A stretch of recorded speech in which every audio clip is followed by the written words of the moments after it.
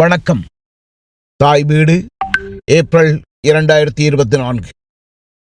உண்மைக்கு மாற்று இல்லை. ஈரான் மீது அமெரிக்காவும் இஸ்ரேலும் இணைந்து திணித்த எதேச்சாதிகாரமான போர் ஒரு மாதத்தை கடந்தும் தொடர்ந்து கொண்டிருக்கின்றது. அமெரிக்காவும் இஸ்ரேலும் எதிர்பார்த்தது போல தலைவர்களை இழந்த ஈரான் தலைகுனிந்து அடங்கி போகவில்லை. மாறாக தன் சக்தி அத்தனையையும் திரட்டி தற்காப்பு போர் நடத்துகின்றது. ஈரானின் எதிர்ப்பு சக்தியும் போர் உக்திகளும் இஸ்ரேலையும் அமெரிக்காவையும் நிச்சயமாக திக்குமுக்காடச் செய்துள்ளன. இந்த நிலை ஈரானின் ஆதரவாளர்களை மட்டுமல்லாது உலக ஒழுங்கையும் உலக அமைதியையும் விரும்பும் உலகின் பெரும்பான்மையான மக்களையும் உற்சாகமடையச் செய்துள்ளது. ஈரான் தனது குடிமக்களின் கருத்து சுதந்திரத்தை மூர்க்கமாக ஒடுக்குகின்ற மத அடிப்படைவாத நாடென்பதில் மாற்று கருத்து எதுவும் இருக்க முடியாது. இருந்தபோதும் அது இறையாண்மை உள்ள தனி அரசை கொண்ட ஒரு நாடு. அத்தகையதொரு நாட்டின் மீது என்னதான் காரணங்கள் கூறப்பட்டாலும் அனைத்துலக ஒழுங்குகளையும் கட்டமைப்புகளையும் மட்டுமல்லாது அமெரிக்க சட்டங்களையும் மீறி ஒருதலை பட்சமாக தாக்குதல் தொடுப்பதென்பது அபாயகரமான முன்னுதாரணம்.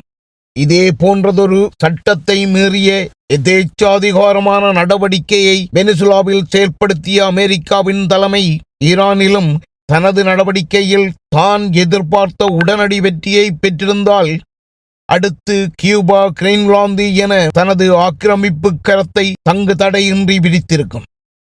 எதிர்பாராத வகையில் ஈரானின் எதிர்ப்பு சக்தி அமெரிக்க தலைமையை கொஞ்சம் நிதானிக்க வைத்திருக்கின்றது என்பது தற்காலிகமாகவேனும் ஆறுதல் அளிப்பதே. இந்த நிலையில் இந்த போர் அதன் பாதிப்புகள் பற்றிய உண்மை நிலவரங்களை கண்டறிவது குதிரை கொம்பாகவே உள்ளது.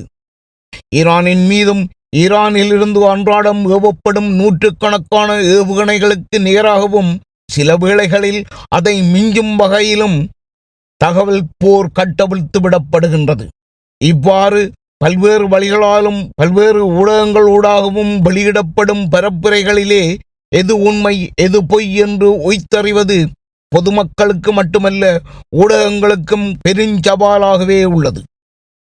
போரில் முதலில் மரணிப்பது உண்மைதான் என்பது கிறிஸ்துவுக்கு முன் 5ஆம் நூற்றாண்டில் வாழ்ந்த கிரேக்க நாடகர் ஏஸ்கிலர் சொன்னது. அக்கூற்று முன்னெப்போதையும் விட இப்போது உண்மையாக உள்ளது. அமெரிக்க அதிபர் போர் பற்றி நாளாந்தம் முன்னுக்கு பின்முரணாகவும் ஒன்றுக்கொன்று பொருத்தமற்றும் கருத்துக்களையும் தகவல்களையும் வெளியிடுகின்றார். அவற்றுள் பெரும்பான்மையானவற்றுக்கு எந்த ஆதாரமோ உண்மைத்தன்மையோ இருப்பதில்லை. பங்குச் சந்தைகளில் தில்லுமுள்ளுக்களை செய்து தனது குடும்பத்தினருக்கும் தனது சகாக்களுக்கும் கொளுத்த இலாபத்தை ஈட்டிக் கொடுப்பதே அவரின் கூற்றுக்களின் நோக்கம் என்ற சந்தேகம் நிலவுகின்றது. இஸ்ரேலிய பிரதமர் பெஞ்சமின் நெத்தன்யாகு தன் பங்குக்கு ஈரான் கொத்துக்குண்டுகளை வீசுகின்றது, அது போர்க்குற்றம் என்று கூறுகின்றார். ஆனால் கொத்துக்குண்டுகளுக்கு எதிரான 2008ஆம் ஆண்டின் அனைத்துலக தீர்மானத்தில் இஸ்ரேலோ அமெரிக்காவோ ஈரானோ கைச்சாத்திடவில்லை. அதேவேளை இஸ்ரேல் லெபனான் மீது பொஸ்பரஸ் குண்டுகளை வீசுவதற்கு ஆதாரம் உள்ளது. இத்தனைக்கும் வேதியியல் ஆயுத தவிர்ப்பு ஒப்பந்தத்தில் இஸ்ரேல் கைச்சாத்திட்டுள்ளது. இந்த உண்மைகளவையும் வெளியே வந்துவிடாதபடி இஸ்ரேல் தனது குடிமக்கள் மீது கடும் கட்டுப்பாடுகளை விதித்துள்ளது. தலைமைகளின் இந்த பொய்ப் பரப்புரைகள் போதாதென்று மழைக்கு பின் காளான் முளைப்பது போல் எண்ணற்று முளைத்திருக்கும் சமூக ஊடக செய்தி போராளிகள் தத்தமது கற்பனைக்கு எட்டியவாறு பொய்ச் செய்திகளை உருவாக்கி உலாவப்படுகின்றார்கள். அமெரிக்காவை பொறுத்தமட்டில் 100 ஆண்டுகளுக்கு மேலான பாரம்பரியத்தை கொண்ட மரபுவழி ஊடகங்களை ட்ரம்பின் ஆதரவாளர்களான பெரும் முதலாளிகள் கைப்பற்றி அவற்றின் குரல் வழியை நெருக்க ஆரம்பித்திருக்கின்றார்கள். இந்த ஊடகங்களும் இனிவரும் காலங்களில் தமது நடுநிலைமையை இழந்து பரப்புரை பீரங்கிகளாகவே செயற்படும் என்ற அச்சம் நிதர்சனமானது. இந்த நிலையிலே மரபு வழியான தமிழ் ஊடகங்களும் தமக்கு கிடைத்த தகவல்களை உறுதிப்படுத்தாமல் வெளியிட்டு வருவது விசனத்தை தருகின்றது. ஆதிக்க பலம் கொண்டவர்கள் அப்பட்டமான பொய்களுக்கு மாற்று உண்மை என சாயம் பூச முனைகின்றார்கள்.